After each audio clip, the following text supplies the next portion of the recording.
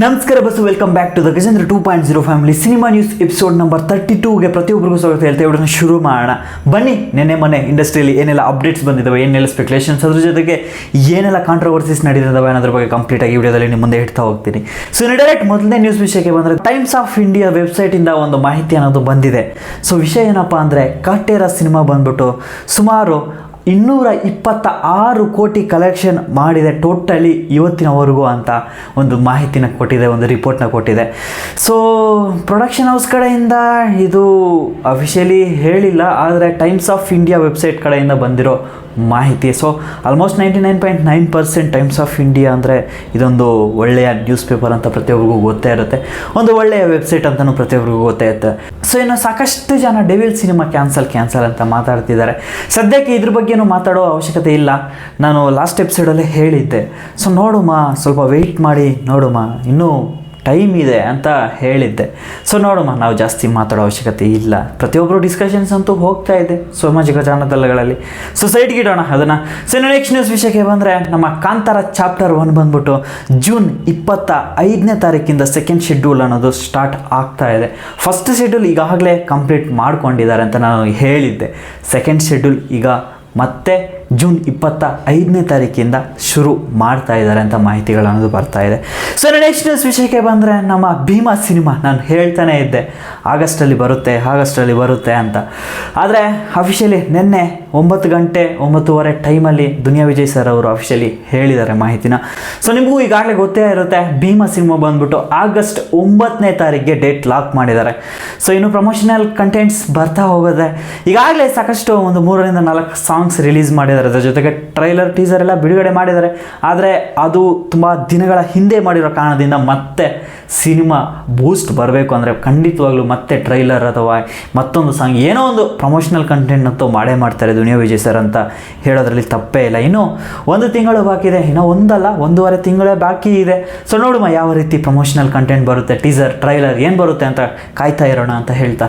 So next news ವಿಷಯಕ್ಕೆ ಬಂದರೆ, Bagheera cinema ಇದೆಯಲ್ಲ, ನಮ್ಮ ಶ್ರೀಮುರಳಿ ಸರ್ ಅವರ ಬಗೀರ ಸಿನಿಮಾ. ಸೊ ಇದು 2025ಗೆ ಹೋಗೋ ರೀತಿ ಇದೆ ಅಂತ ಸಾಮಾಜಿಕ ಜಾಲತಾಣಗಳಲ್ಲಿ ಮಾತಾಡ್ತಾ ಇದ್ದಾರೆ, ಕೆಲವೊಂದು ನ್ಯೂಸ್ ಬರ್ತಾ ಇದೆ.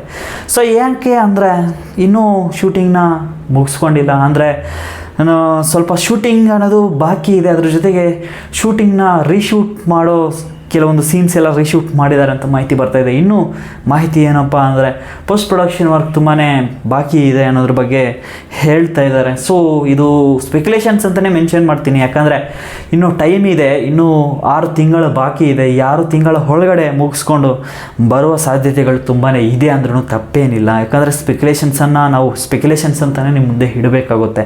ಸುಮ್ಮನೆ ಆಮೇಲೆ ಅಫಿಷಿಯಲಿ ಬಂದಿದೆ ಅಂತ ಹೇಳ್ಬಿಟ್ಟು ಬಂದರೆ ತುಂಬಾ ದೊಡ್ಡ ತಪ್ಪಾಗೋಗುತ್ತೆ. ಸೊ ಇನ್ನು ನೆಕ್ಸ್ಟ್ ನ್ಯೂಸ್ ವಿಷಯಕ್ಕೆ ಅಂದರೆ, ಕಿಚ್ಚ ಸುದೀಪ್ ಸರ್ ಅವರು, ಸೀರಿಯಸ್ಲಿ ಹೇಳ್ತಾ ಇದ್ದೀನಿ, ಅವರ ತಂಡ ಮತ್ತು ಕಿಚ್ಚ ಸುದೀಪ್ ಸರ್ ಅವರು ಆಗಸ್ಟ್ಗೆ ಪ್ಲಾನ್ ಮಾಡ್ತಿದ್ದಾರೆ ಅಂತ ಮಾಹಿತಿಗಳು ತುಂಬಾ ಗಟ್ಟಿಯಾಗಿ ಬರ್ತಾ ಇದೆ ಇಂಡಸ್ಟ್ರಿ ಕಡೆಯಿಂದ. ಸೊ ಆಗಸ್ಟಲ್ಲಿ 99.9% ಬರುವ ಸಾಧ್ಯತೆಗಳು ಎಲ್ಲ ರೀತಿ ಇದೆ. ಆದರೆ ಡೇಟ್ ಮಾತ್ರ ಸ್ವಲ್ಪ ಆ ಕಡೆ ಈ ಕಡೆ ಹೋಗ್ಬೋದು ಅಂತ ಅನಿಸುತ್ತೆ. ಸೊ ಆಗಸ್ಟ್ 15ಕ್ಕೆ ಹೇಳಿಲ್ವ ನಾನು, ಭೈರತಿ ರೇಣುಗಳ ಸಿನಿಮಾ ಬಂದ್ಬಿಟ್ಟು ಪೋಸ್ಟ್ಪೋನ್ ಆಗುವ ಸಾಧ್ಯತೆಗಳು ಇದೆ ಅಂತ ಹೇಳ್ತಾನೆ ಇದ್ದೀನಿ. ಸೊ ಅದೇ ಡೇಟ್ಗೆ ಮ್ಯಾಕ್ಸ್ ಬರುವ ಸಾಧ್ಯತೆ ಇದೆ ಅಂತ ಮತ್ತೆ ಹೇಳ್ತಾ ಇದ್ದೀನಿ. ಸೊ ನೋಡುಮ, ಅಫಿಷಿಯಲಿ ಮೇ ಬಿ ಇದೇ 1 ವೀಕ್ ಅಥವಾ ನೆಕ್ಸ್ಟ್ ಮಂತ್ ಫಸ್ಟ್ ವೀಕಲ್ಲಿ ಬರುವ ಸಾಧ್ಯತೆ ಇದೆ, ಅಂದರೆ ಅಫಿಷಿಯಲಿ ಅಪ್ಡೇಟ್ ಬರುವ ಸಾಧ್ಯತೆ ಇದೆ ಅಂತಲೂ ಅನ್ಕೋಬೋದು. ಯಾಕೆ ಈ ಮಾತು ಹೇಳ್ತಾ ಇದ್ದೀನಿ ಅಂದರೆ, ದುನಿಯಾ ವಿಜಯ್ ಸರ್ ಅವರು ಸಡನ್ನಾಗಿ ಹೇಳ್ಬಿಟ್ರು, ಆಯಿತಾ, ಯಾರೂ ಎಕ್ಸ್ಪೆಕ್ಟೇಷನ್ನು ಇಟ್ಕೊಂಡಿರಲಿಲ್ಲ. ಗೊತ್ತಿತ್ತು ಎಲ್ರಿಗೂ ಆಗಸ್ಟಲ್ಲಿ ಬರೋ ಸಾಧ್ಯತೆ ಇದೆ, 2 ತಿಂಗಳೊಳಗಡೆ ಬರುತ್ತಾರೆ ಅಂತಲೂ ಪ್ರತಿಯೊಬ್ಬರಿಗೂ ಗೊತ್ತೇ ಇತ್ತು. ಆದರೆ ಆಗಸ್ಟ್ 9ನೇ ತಾರೀಕಿಗೆ ಡೇಟ್ ಲಾಕ್ ಮಾಡ್ತಾರೆ ಅಂತ ಗೊತ್ತಿರಲಿಲ್ಲ ಯಾರಿಗೂ. ಆಗಸ್ಟ್ 15ಕ್ಕೆ ಮಾಡ್ತಾರೆ ಅಂತಲೂ ಕೆಲವೊಂದು ವೆಬ್ಸೈಟ್ಸಲ್ಲಿ ಮಾಹಿತಿಗಳನ್ನೋದು ಬರ್ತಾ ಇತ್ತು. ಆದರೆ ಆಗಸ್ಟ್ 9ನೇ ತಾರೀಕು ಬಂದಿದ್ದಾರಲ್ವ. ಸೊ ಇದೇ ರೀತಿ ನಮ್ಮ ಕಿಚ್ಚ ಸುದೀಪ್ ಸರ್ ಅವರು ಮತ್ತು ಅವರ ತಂಡ ಬಂದ್ಬಿಟ್ಟು ಮಾಡುವ ಸಾಧ್ಯತೆ ಇದೆ ಅಂತಲೂ ಹೇಳ್ಬೋದು. ಸೊ ಇನ್ನು ನೆಕ್ಸ್ಟ್ ನ್ಯೂಸ್ ವಿಷಯಕ್ಕೆ ಬಂದರೆ, ಕಲ್ಕಿ 2898 AD ಸಿನಿಮಾದ ಸೆಕೆಂಡ್ ಟ್ರೈಲರ್ನ ತುಂಬಾ ಲೇಟಾಗಿ ಲಾಂಚ್ ಮಾಡಿದರು. ಪ್ರಭಾಸ್ ಅಂದ್ರೇ ತುಂಬ ಲೇಟಾಗಿ ಪ್ರತಿಯೊಂದು ಪ್ರಮೋಷನಲ್ ಕಂಟೆಂಟ್ಸ್ನು ರಿಲೀಸ್ ಮಾಡ್ತಾರೆ, ನಿಮ್ಗೆ ಈಗಾಗಲೇ ಗೊತ್ತೇ ಇರುತ್ತೆ. ಈವನ್ ಸಲಾರ್ ಟ್ರೈಲರ್ ಸ್ವತಃ ತುಂಬಾ ಡಿಲೇ ಪ್ರತಿಯೊಬ್ಬರೂ ಸೋಷಿಯಲ್ ಮೀಡಿಯಾದಲ್ಲಿ ತುಂಬಾ ಕಾಯ್ತಾ ಇದ್ರು, ಡಿಲೇ ಮಾಡ್ತಾಯಿದ್ರು. ಸೊ ಇವತ್ತು ಅದೇ ರೀತಿ ಮೊನ್ನೆನೂ ಅದೇ ರೀತಿ ಆಯಿತು. ಅಂದರೆ ನಿನ್ನೆ ಈವ್ನಿಂಗ್ ಬಂದ್ಬಿಟ್ಟು 6 ಗಂಟೆಗೆ ಬಿಡ್ತೀವಿ ಅಂತ ಹೇಳಿದರು, ಅದಾದಮೇಲೆ 8 ಗಂಟೆ ಅಂತ ಹೇಳಿದ್ರು, ಅದಾದಮೇಲೆ 8 ಗಂಟೆಗೂ ಬಂದಿಲ್ಲ, ಅದಾದಮೇಲೆ 8:40 ಬಂತು ಅಂತ ಅನ್ಕೊತೀನಿ. ಸೊ ಟ್ರೈಲರ್ ವಿಷಯಕ್ಕೆ ಬಂದರೆ ನಾವು ರಿವ್ಯೂ ಮಾಡೋ ಅವಶ್ಯಕತೆ ಇಲ್ಲ, ವಿಜುವಲ್ಸ್ ಅದ್ಭುತವಾಗಿ ಬಂದಿದೆ. ಸೊ ಅಶ್ವತ್ಥಾಮ ಪಾತ್ರ ಇದೆಯಲ್ಲ, ಇದು ನನಗೆ ತುಂಬಾ ಇಷ್ಟ ಆಯಿತು. ಯಾಕಂದರೆ ಆ ರೀತಿಯ ಸ್ಟೈಲಲ್ಲಿ ಒಂದು ವ್ಯಕ್ತಿನ ತೋರಿಸಿದಾರಲ್ವ, ಸೊ ಅದು ಸಹ ಅವ್ರಿಗೆ ತುಂಬಾ ಏಜ್ ಆಗಿದೆ, ಪ್ರತಿಯೊಬ್ಬರಿಗೂ ಗೊತ್ತೇ ಇದೆ ಅಮಿತಾಬ್ ಬಚ್ಚನ್ ಅವರಿಗೆ. ಸೊ ಅಂಥವ್ರನ್ನ ಹಿಡ್ಕೊಂಡು ಆ ರೀತಿಯ ಸ್ಟೈಲಲ್ಲಿ ಒಂದು ಸಿನಿಮಾನ ಮಾಡಿದ್ದಾರೆ ಅಂದರೆ ನಾಗಶ್ವಿನ್ ಅವರಿಗೆ ಒಂದು ದೊಡ್ಡ ಸಲಾಮ್ ಅಂತಲೇ ಹೇಳ್ತೀನಿ. ವಿಜುವಲ್ ಎಫೆಕ್ಟ್ಸ್ ತುಂಬಾ ಅದ್ಭುತವಾಗಿದೆ, ಇದನ್ನು ಬಿಟ್ಟರೆ ಬೇರೆ ಏನು ಹೇಳೋ ಅವಶ್ಯಕತೆ ಇಲ್ಲ. ಟ್ರೈಲರ್ ಬಂದ್ಬಿಟ್ಟು ಫಸ್ಟ್ ಟ್ರೈಲರ್ ಇದೆಯಲ್ಲ, ಕೆಲವೊಂದು ಕ್ಲಿಪ್ಸ್ ಬಂದ್ಬಿಟ್ಟು ಸೆಕೆಂಡ್ ಟ್ರೈಲರಲ್ಲಿ ಒಂದು ಸ್ವತಃ ಆ್ಯಡ್ ಮಾಡಿದ್ದಾರೆ. ಸೊ ಹೊಸದಾಗಿ ಏನೂ ಇಲ್ಲ, ಆದರೆ ತುಂಬಾ ಅದ್ಭುತವಾಗಿ ಇತ್ತು ಅಂತಲೇ ಹೇಳ್ತೀನಿ.